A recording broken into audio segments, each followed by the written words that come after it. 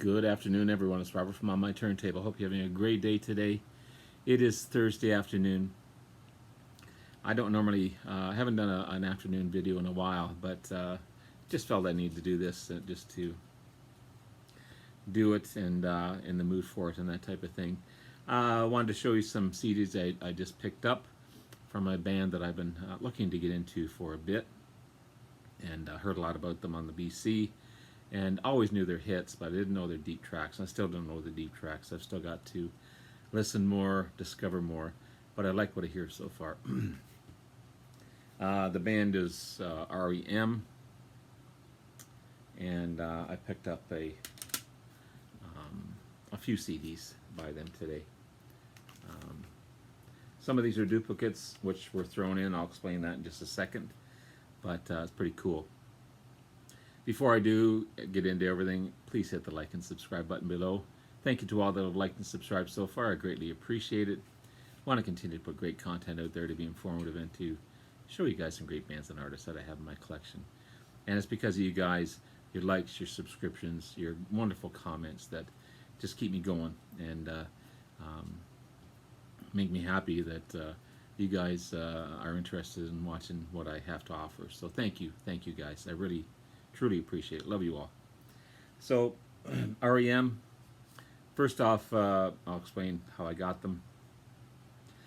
So I've mentioned this before. There's a gentleman in town that buys and sells some of his collection. He's been a trader and a buyer of records for a long time, years.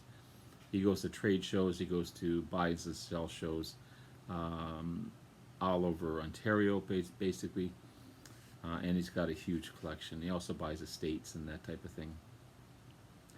Well, since the pandemic, he's been sending out Excel spreadsheets of not everything that he has, but a huge chunk of endless amounts of sealed vinyl, used vinyl, CDs, posters, singles, and 12-inch singles. And you pick and choose from those. You send him an email, you explain what you want. He's got the cost list, he's got the everything's cataloged, which is amazing. And you go over to his house and pick it up, and away you go. So I noticed the last time I watched this list or looked at his list, I noticed there was some R.E.M on there, and hopefully it was still there when I looked, and it was. So I ordered those yesterday and picked them up today. So it's a pretty easy process and pretty safe and all that other stuff. But yeah, what a great guy. So happy to find them. So R.E.M themselves, great American rock band from Athens, Georgia, alternative rock band, formed in 1980, featuring the great lead vocalist Michael Stipe, unique vocalist for sure, the amazing guitarist in his own right Peter Buck, bassist Mike Mills, and drummer Bill Berry. Amazing four artists in that band. So between the unique vocalist styles of Michael Stipe and Peter Buck's different guitar riffs and playing,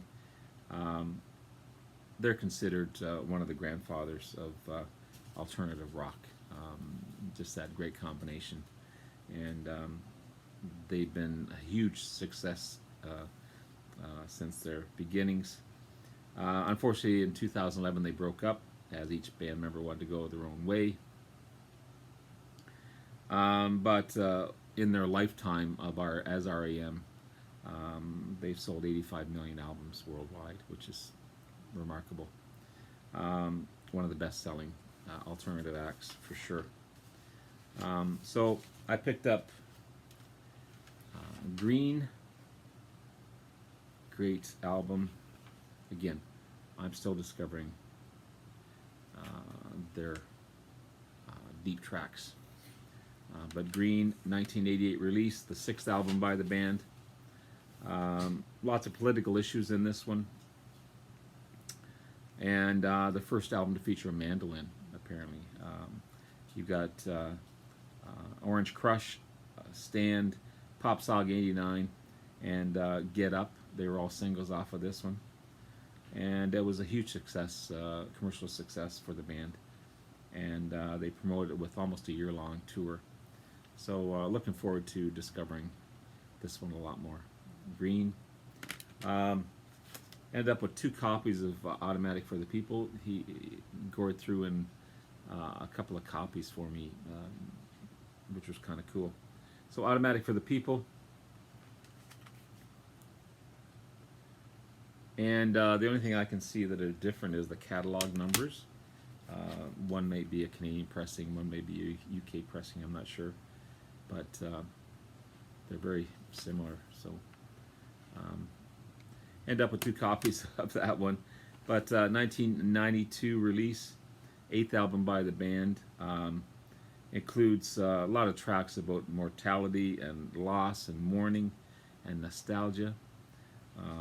You got no less than 6 singles off of this one. You got Drive, Man on the Moon, which is a great track. The Sidewinder Sleeps Tonight. Everybody Hurts, which tears up my soul every time I hear it, especially lately. Night Swimming and Find the River. Amazing stuff. You've also got Crush with the Eyeliner and Tongue. Sorry, I'm getting ahead of myself. It reached number 2 in the U.S. charts. Again, no less than 6 singles off of this one. It really goes deep, with each member contributing to the album. This one sold 19 million albums worldwide, and I didn't realize it, but John Paul Jones is included on the album, and he contributes orchestral arrangements for 4 of the songs. Drive, The Sidewinder Sleeps Tonight, Everybody Hurts, sorry, and Night Swimming. So that's kind of cool from his huge days from Led Zeppelin that he became this orchestral arranger. Also picked up Monster. Great album. 1994 release. The 9th album by the band. This was a bit of a sideways step for the band. They used more distorted guitars and simple arrangements. Hence the first track, What's the Frequency, Kenneth? It's really raw and raunchy. I love that song. Michael Stipe's lyrics deal with the nature of celebrity and living in that nature, and also being a character in that idea of a celebrity. Other singles include Bang and Blame and Strange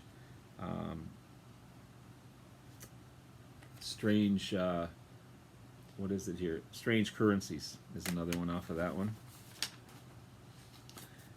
Crush with Eyeliner and Tongue, so 4 singles off that one. So with the success of What's the Frequency, Kenneth, the album hit number 1 in the States.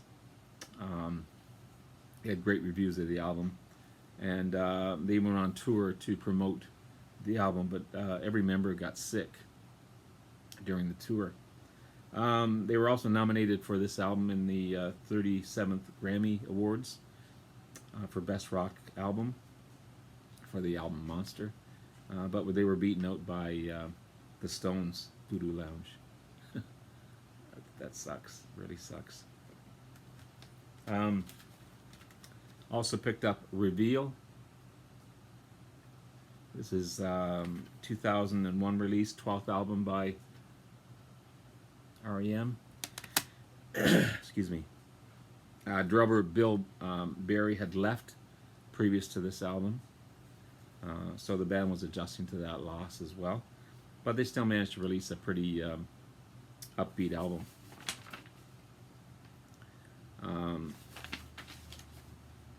There are 3 singles off of this one: Imitation of Life, all the way to Reno, You're Gonna Be a Star, and I'll Take the Rain. This one's got more synth on it, just like their earlier stuff. And the main players were Peter Buck, Mike Mills, and Michael Stipe. And they had a guest drummer in as Joey Waronker. Also, Pardon me. There was a single, Man on the Moon, with two versions on it. You've got the edited version and the album version on this one as well. But cool to have that single. Love that song, Man on the Moon. And finally, two copies of an eponymous. It's a greatest hits compilation album with lots of rare tracks on it. So I have a Canadian version and a UK version. I'm pretty sure this is the Canadian version. If you notice on the back, there's a different, same track listing, but just a different style. And then on the UK version, there's the original. But this one was released in 1988. You've got Radio Free Europe, Gardening at Night, Talk About the Passion, Central Rain, Don't Go Back to Rockville, Can't Get There From Here, Can't Get There From Here Late. Then you got Driver, you got Romance, Fall on Me, The One I Love, Finest Work Song, It's the End of the World as We Know It. So great compilation album. Again, he threw in two copies for me here. So there you have it, guys. There's some great R.E.M. Really looking forward to digging into the deep tracks on these guys, and I love the hits that are on these albums already. And my first step into R.E.M. and I'm really looking forward to it. So thank you again, guys. Love you all, and we'll talk to you again soon. Bye now.